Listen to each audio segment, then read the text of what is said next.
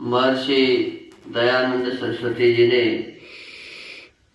अमर ग्रंथ सत्यार्थ प्रकाश की रचना की है।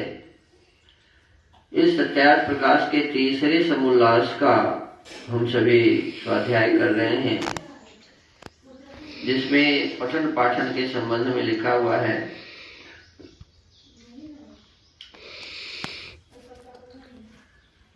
आज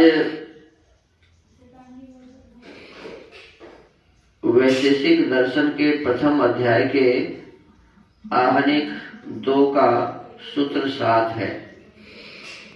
कल वैशेषिक दर्शन अध्याय 7 आहनिक 1 का सूत्र 11 था, जिसमें कहा गया था कि परिमाण 2 प्रकार के होते हैं, एक बड़ा और एक छोटा। बड़ा अर्थात महत, बड़ा अर्थात महत को बड़ा कहते हैं और छोटा को अनु कहते हैं।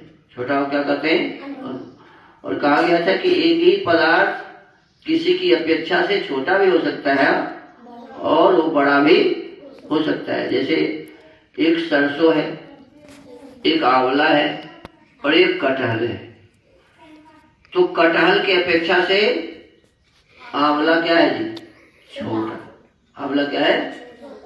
और आंवला की अपेक्षा से सरसों छोटा है। ऐसे उल्टा कहो तो सरसों की अपेक्षा से आंवला बड़ा है, सरसों की अपेक्षा से आंवला बड़ा है, और आंवला की अपेक्षा से कटहल बड़ा है। और सरसों से भी तो कोई छोटा होगा, तो उससे सरसों बड़ा है। इसलिए कहा कि बड़े की ही गिनती होती है, महत की का ही महत्व होता है, क्योंकि सब बड़ा है, किसी न किसी से बड़ा है। आज का सूत्र है सदिति यतो द्रव्य गुण कर्मसु सा सत्ता। जो द्रव्य गुण कर्मों के साथ शब्द अन्वित रहता है, अर्थात सद द्रव्यम, सद्गुण, सत्कर्म, सद्द्रव्य, सद्गुण, सत्कर्म, अर्थात वर्तमान कालवाची शब्द का अन्वय सब के साथ रहता है। वैशेषिक दर्शनकार कहते हैं कि द्रव्य, गुण और कर्म, इन तीनों पदार्थों में सत की प्रतीति का कारण है सत्ता। कोई चीज है, सत्ता का मतलब कोई चीज है, तो कोई चीज है उसी को हम द्रव्य कहेंगे ना जी। अरे द्रव्य है और द्रव्य में गुण है, तभी तो कहेंगे ना इसमें ये गुण है।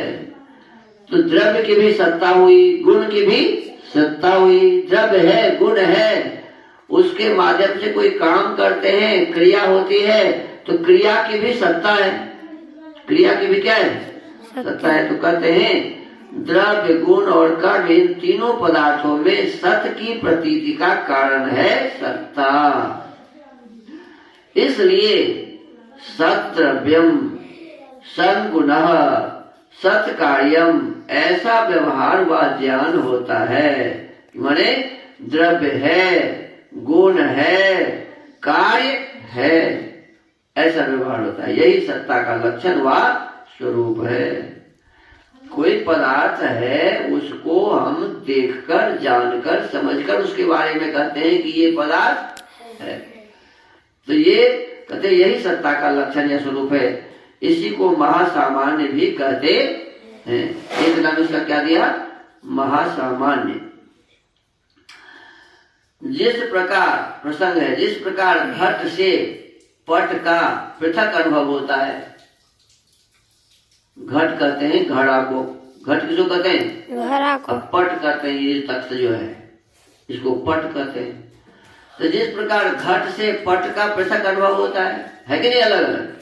ये घड़ा का और इसका अलग अलग है ना। जैसे घट का और पट का पृथक पृथक अनुभव होता है, वैसे द्रव्यादि तीनों से सत्ता का पृथक अनुभव नहीं होता। कहते हैं कि तीनों द्रव्य की सत्ता है, घट की भी सत्ता है, पट की भी सत्ता है, यहाँ के द्रव्य की भी सत्ता है, गुण की भी सत्ता है, और कार्य की भी सत्ता है। बिना सत्ता के ये हो ही नहीं सकते। इसीलिए कहा कि इन तीनों से सत्ता पृथक नहीं है। कहते हैं सत्ता का पृथक अनुभव नहीं होता। गोत्व या अश्वत्व में गौ या अश्व से अतिरिक्त कुछ नहीं दिखता। अब 4 पैर वाला एक गाय है जिसके एक मुंह है, जिसके 2 सींग है, 2 आंख है, एक नासिका में 2 छिद्र हैं। हम देखते हैं ना ऐसे जी। तो ये गुण जिसमें है तो उस गुण का नाम है गोत्व। गुण का नाम क्या है जी? गोत्व। तो वो गुण किस में है? गाय में है। गाय से अलग में होगा क्या? नहीं। गाय से अलग में ये गुण होगा? नहीं। गाय में ही ये गुण होता है। तो कहते हैं कि गोत्व या अश्वत्व, और अश्व कहते हैं घोड़े को, अश्व कहते हैं। तो घोड़ा का जो स्वरूप है, वो जो जिस कारण हम इसे घोड़ा कहते हैं, वो गुण किसमें है जी? घोड़ा में। तो वो जो अश्वत्व है वो अश्व से, घोड़ा से अलग नहीं हो सकता। तो कहते हैं गोत्व अश्वत्व में गौ या अश्व से अतिरिक्त कुछ नहीं हो दिखता। अतः सत्ता को द्रव्यादि के रूप में ही समझना चाहिए। तो फिर सत्ता क्या हुआ जी? तो द्रव्य ही सत्ता हुआ। क्या हुआ? द्रव्य ही द्रव्य है, यही सत्ता है। जिसे हम देखते हैं वही क्या है जी? द्रव्य है, और उसी की सत्ता है, वही सत्ता है। तो द्रव्य और सत्ता कोई अलग अलग पदार्थ नहीं। अतः सत्ता को द्रव्यादि के रूप में ही समझना चाहिए, अलग पदार्थ नहीं। सत्ता कोई अलग पदार्थ है ऐसी बात नहीं। तो फिर इसके आगे और भी विषय को समझाया जाएगा। आज सत्यार्थ प्रकाश के स्वाध्याय के क्रम को यही विराम देते हैं। ओम